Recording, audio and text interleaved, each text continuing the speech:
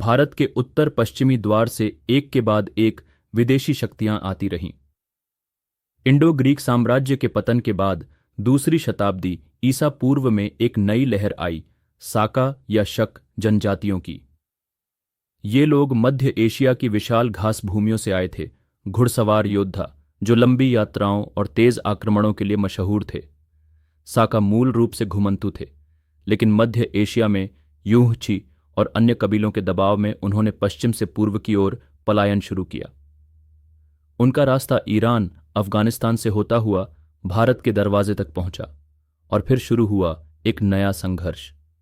भारतीय उपमहाद्वीप के शासकों और इन घुड़सवार आक्रमणकारियों के बीच शुंग वंश और बाद में स्थानीय शक्तियों ने उनका सामना किया, लेकिन साका धीरे धीरे सिंध, पंजाब और गुजरात तक फैल गए। उन्होंने न सिर्फ सत्ता स्थापित की, बल्कि भारतीय संस्कृति को भी अपनाना शुरू किया। उनके राजा अक्सर दो उपाधियां रखते, एक अपनी मध्य एशियाई विरासत दिखाने के लिए और दूसरी भारतीय परंपरा में घुलने मिलने के लिए। सबसे मशहूर साका शासकों में एक थे रुद्रदामन प्रथम।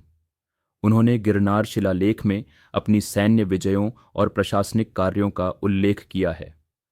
खास बात यह है कि यह शिलालेख संस्कृत में है, जिससे पता चलता है कि साका शासक भारतीय भाषाओं और परंपराओं को अपना चुके थे। साका काल में भारत का व्यापार भी बढ़ा। समुद्री मार्ग से रोमन साम्राज्य तक भारतीय मसाले, रत्न और कपड़े पहुंचते थे और बदले में सोना चांदी आता था। लेकिन साका सत्ता हमेशा स्थिर नहीं रही। अंततः कुषाणों और सातवाहनों जैसी शक्तियों ने उन्हें कई क्षेत्रों से पीछे धकेल दिया। फिर भी उनकी छाप भारतीय सिक्कों, कला और शिलालेखों में आज भी देखी जा सकती है। साका आक्रमण हमें यह सिखाते हैं कि इतिहास में आक्रमण सिर्फ संघर्ष नहीं लाते, वे संस्कृतियों के मेल और नए युग की शुरुआत भी करते हैं। अगर आपको इतिहास आसान और दिलचस्प लग रहा है तो वीडियो को लाइक करें, चैनल को सब्सक्राइब करें और इंडिया इन 5 मिनट्स के साथ जुड़े रहें।